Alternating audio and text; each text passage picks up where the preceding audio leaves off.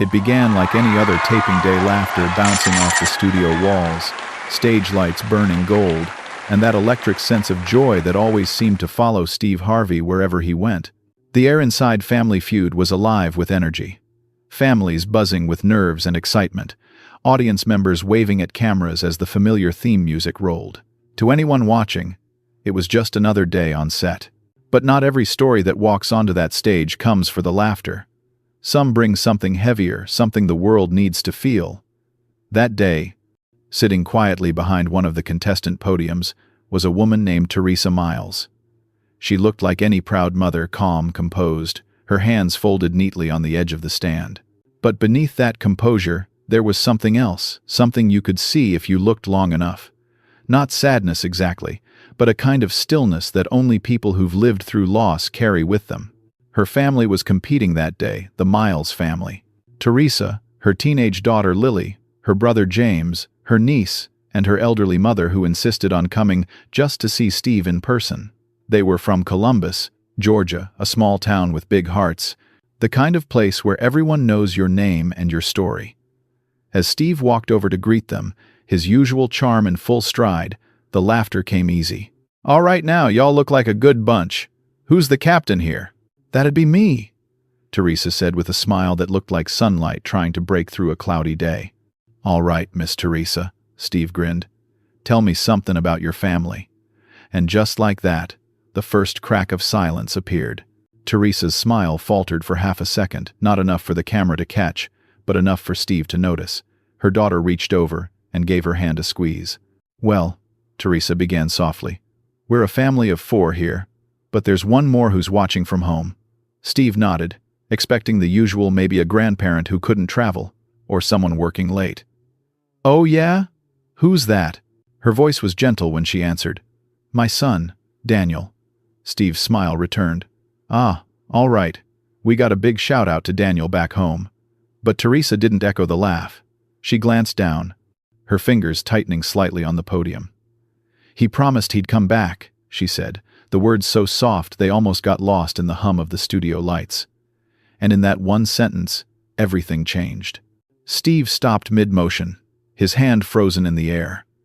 The audience mid-laughter began to quiet, sensing something in her tone that wasn't rehearsed and wasn't meant for television. Steve took a small step closer, the smile still on his face, but the warmth in his eyes shifting from entertainer to listener. "What do you mean, Miss Teresa?" he asked softly. She lifted her eyes then, eyes that had been strong for too long. "He was a soldier," she said, her voice trembling. "My boy was overseas. He called me before his last mission. He said, 'Mama, I'll be home in 2 weeks. Don't you cry. I promise I'll come back.'" The crowd fell completely silent. You could hear the faint buzz of the lights above, the creak of a camera shifting focus, even the muffled sound of someone's breath catching in the front row. Steve's hand lowered slowly to his side.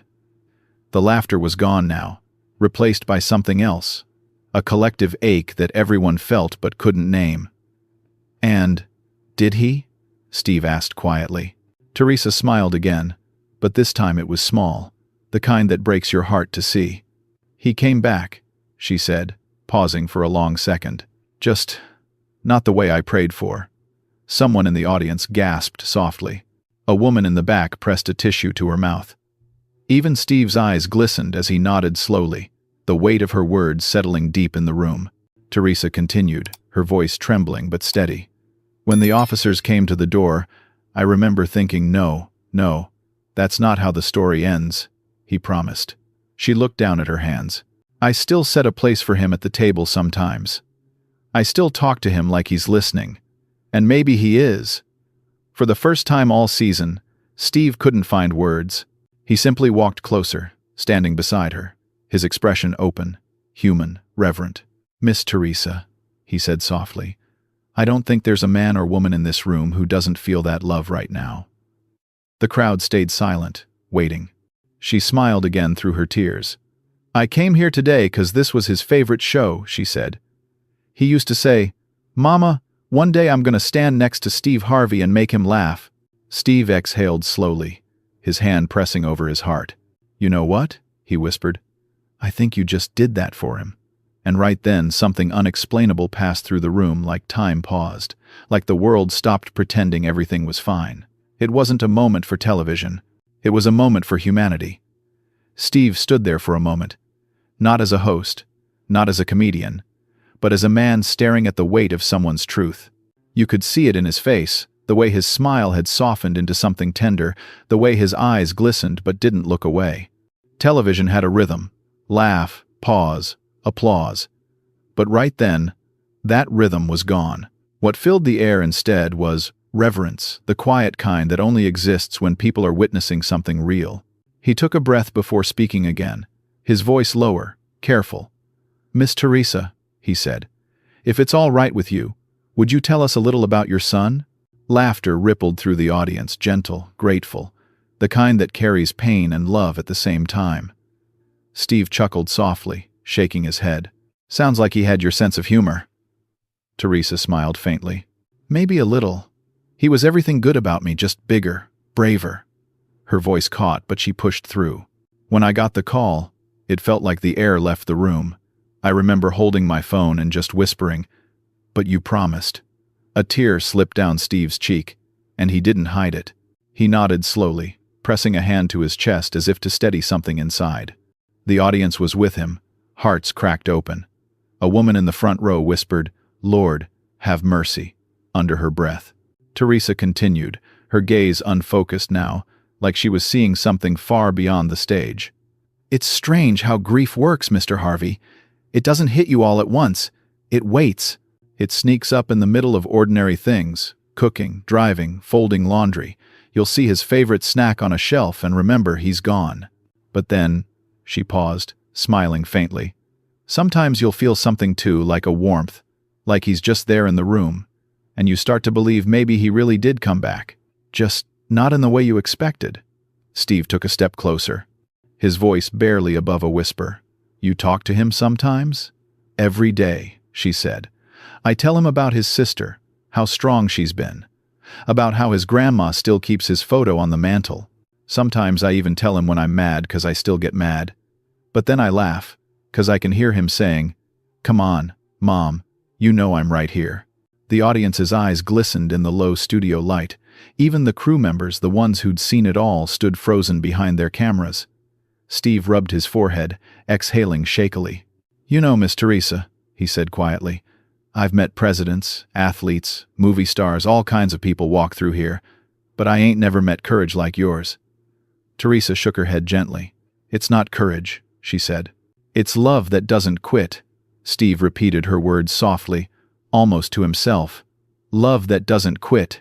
He looked out at the audience. "That's the truest thing I ever heard." There was a long, sacred pause before he turned back to her. "You said he used to text you jokes," Steve said. "What would he say right now, if he could see you standing up here on this stage?" She laughed softly through her tears. "He'd probably say, 'Mama, you better not cry on TV, mister. Harvey's gonna make you laugh before you leave.'" The audience chuckled through their tears, and Steve smiled wide, his voice trembling with emotion. "Well, he got me instead, 'cause I'm the one crying today." Laughter, tender, fragile, real, spread through the studio. It was the first breath everyone had taken in minutes. And then, slowly, Steve turned toward the camera, his eyes wet but shining. "Ladies and gentlemen, there are moments on this stage that remind us this ain't just about games or laughter. Sometimes it's about remembering that behind every smile, there's a story. And today, we got to hear one about love that keeps its promise, even from heaven." He turned back to Teresa. "You said he promised he'd come back." She nodded, wiping her cheeks. Steve pointed upward. "I believe he did." The audience rose to their feet, not in cheers, but in quiet reverence. The applause was soft, slow, and full of heart. And as Steve reached over to hold Teresa's hand, that little studio in Atlanta stopped being a stage. For one breathless, eternal moment, it became something else, a sanctuary made of light, laughter, and love that refused to fade. The applause faded, but the feeling stayed. That kind of silence, the one that lingers after truth has been spoken, hung in the air like incense in a chapel. Steve Harvey still stood beside Teresa, one hand resting gently on her shoulder. The game had stopped, the cards forgotten, the timer unlit. Nobody cared about scores anymore. This wasn't television now. This was something deeper, something human. Steve looked at her for a long moment, as if trying to memorize her face. "You know," he said softly, "every once in a while, God lets somebody walk in here to remind us what real love looks like. Today, that's you, Miss Teresa." She smiled, blinking through tears. "I just wanted people to know about him," she whispered. "That's all. I didn't think it would feel like this." Steve nodded. "That's what happens when you tell the truth. It fills the room." He looked toward the ceiling lights, glowing warm and steady above the stage. "Feels like your boy filled it too." Her daughter, Lily, reached for her mother's hand. "He's here, Mom," she said, her teenage voice trembling but certain. "You always said he'd never miss a show." Steve smiled faintly, swallowing hard. "Out of the mouths of babes," he said quietly. Then, turning back to Teresa, he asked, "Would you like to tell us his name one more time?" "For him." She straightened her shoulders slightly, her voice soft but clear. "Sergeant Daniel Miles." The audience broke into applause again, louder this time, rising like a tide. People stood, clapping through tears. Even the band, silent till now, rose from their instruments, heads bowed. Somewhere in the front row, a woman whispered, "Thank you for your service," and another said, "Amen." Steve looked at the camera. No teleprompter, no script, just honesty. "If you're watching this at home," he said, "and you got someone you love wearing that uniform, hug 'em tight when they walk through that door. And if they don't, you hug the ones who are still here. 'Cause somebody out there gave their breath so you could take yours." The audience stood completely still, tears glistening beneath the stage lights. After the show cut to break, Steve walked over to Teresa again, his microphone now off, his voice low and unguarded.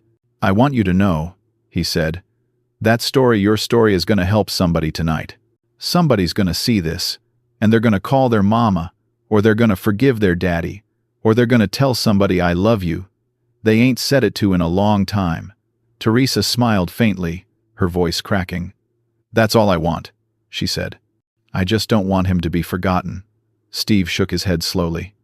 "Not possible," he said. "You made sure of that." When the taping ended, the Miles family was invited backstage. The crew clapped quietly as they passed, some wiping their eyes. Steve waited for them by his dressing room door, holding a folded American flag that one of the producers had quickly retrieved from the props department. It wasn't regulation, just a simple flag clean, folded sharp. He handed it to Teresa. "I know it's not his flag," he said softly, "but I wanted you to have this from us, just to remind you that this room will always remember your son." She took it with trembling hands. "Thank you," she whispered. "You didn't have to do that." Steve smiled gently. "No, ma'am, I did." For a moment they stood there. No cameras, no lights, just two people joined by the same fragile truth. That love, when it's real, leaves an echo that outlives the body. Later that night, Steve sat alone in his dressing room. The studio had emptied out, the laughter long gone. He sat at the mirror, tie loosened, hands folded. He looked down at his cue cards from that day, the ones still marked with the questions that never got asked. He turned one over, scribbled something on the back with his pen, and then slipped it into his pocket. It read, "He promised he'd come back." He leaned back in his chair, the hum of the lights steady above him. "Lord," he whispered, eyes glistening, "thank you for letting me be in the room today." The next morning, that same sentence, those 5 words, appeared on his social media page alongside a photo of a folded flag and a caption that read, "Some stories don't need punchlines, they just need to be felt." By evening, the clip had gone viral. The moment when Teresa said those words, "He promised he'd come back," spread across the internet like a prayer. Military families shared it. Mothers of fallen sons reposted it. Strangers left comments saying things like, "I lost my brother in Afghanistan. She said what we all feel." And, "I didn't expect to cry watching Family Feud, but thank you for reminding me to be grateful." For a while, the clip wasn't just a moment from a game show. It was a memorial in motion. And through it all, Teresa's words echoed everywhere. He promised he'd come back. Not as despair, but as a reminder. A mother's promise to keep her child's light alive. A week later, The world still hadn't stopped talking about it. News outlets picked up the clip. Journalists called it the moment Family Feud turned into church. But for those who were there that day, it wasn't a performance. It was a moment of truth that settled in their bones. In the small town of Columbus, Georgia, the Miles front porch had become a gathering place. Neighbors dropped off flowers, letters, even home-cooked meals. Veterans stopped by just to shake Teresa's hand. Children from the local school left handmade cards on the steps, drawings of soldiers, flags, and angels with words scrawled in crayon. "Thank you, Daniel." Inside the house, that flag Steve had given her sat on the mantel, right next to Daniel's folded service flag. Two pieces of cloth, two different lives, both bound by love that refused to fade. Teresa would sit in front of them each morning with a cup of coffee, whispering the same thing she always did. "You kept your promise, baby. You came back." Steve, meanwhile, carried the moment with him everywhere he went. Every time he walked on stage after that, he took an extra second, one deep breath before the laughter began. "Make it count," he'd tell himself quietly. "Make it matter." He had been doing this for decades, and yet there were still moments that reached past the stage lights and grabbed his heart with both hands. This was one of them. During an interview later that month, a reporter asked him, "Steve, you've seen thousands of families on your show. What was different about the Miles family?" Steve leaned back in his chair, his eyes distant, reflective. "Most folks come here for the fun," he said. "But sometimes, someone comes here to heal." That day, that mother didn't come for prize money. She came because her son made her a promise, and she wanted to keep it for him. The reporter nodded quietly. "And what did it teach you?" Steve's voice softened. "That pain and love are the same language spoken in two different tones, and if you listen close enough, you can hear both in the same breath." That night, after the cameras stopped rolling, Steve received a package at the studio. It was wrapped in brown paper, handwritten with care. Inside was a small, framed photo. Daniel, smiling in uniform, standing in front of a tank. Behind the glass, a note was tucked carefully, written in the same graceful handwriting Steve remembered from that day on set. It read, "Mr. Harvey, thank you for giving me a place to speak my son's name out loud again. You let a mother's love echo. He promised he'd come back, and through that moment, he did. Forever grateful, Teresa." Steve stared at it for a long time, his hand resting gently on the glass. He whispered, "Yes, ma'am. He came back." He hung the picture in his dressing room, right beside a quote his mother once told him before she passed. "What you give from the heart never dies." Weeks later, Steve decided to invite Teresa and her family back to the show, not as contestants this time, but as guests of honor.